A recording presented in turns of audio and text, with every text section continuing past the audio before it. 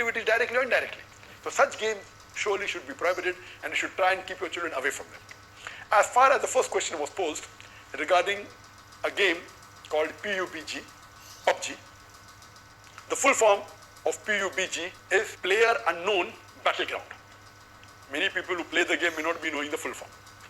Anyway, I don't play this game.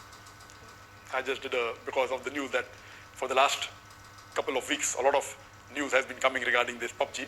So I just went and checked up the background. This game is one of the most popular games in the world today.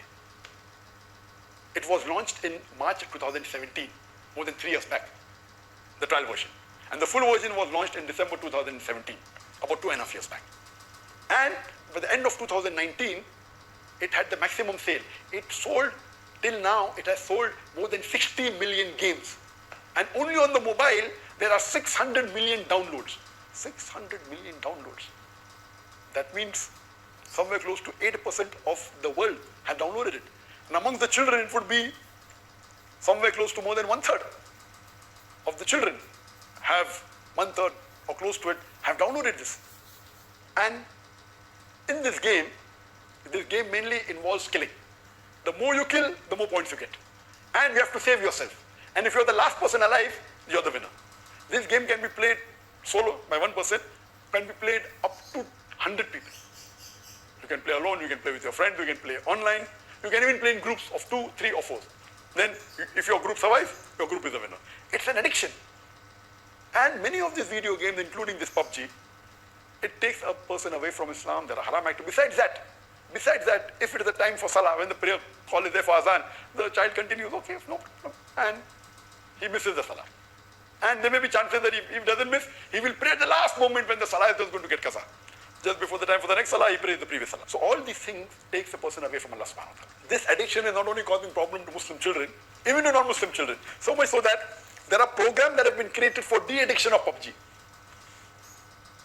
But the question mainly is talking about the latest version of PUBG was launched on the 28th of April 2020, about 1.5 months ago. And in this new version, a person has to glorify idols, or literally do idol worship, in order to get weapons.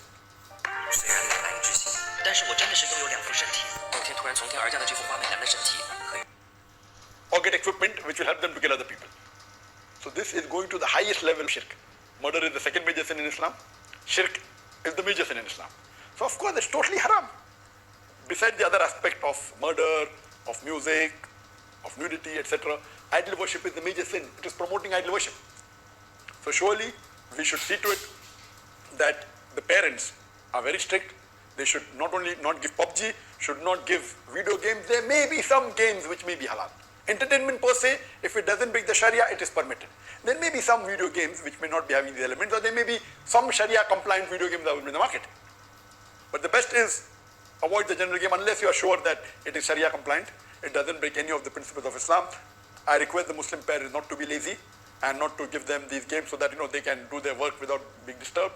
You are ruining the life of children as well as your life, because one of the ways for you to go to Jannah is a pious child praying for you. So this game PUBG surely haram. Previously there are many fatwas it's haram. Now after the new version where there is glorifying the idols, including idol worship, it's totally haram, and I request the Muslim parents and the Muslim children stay away from it and don't play this game.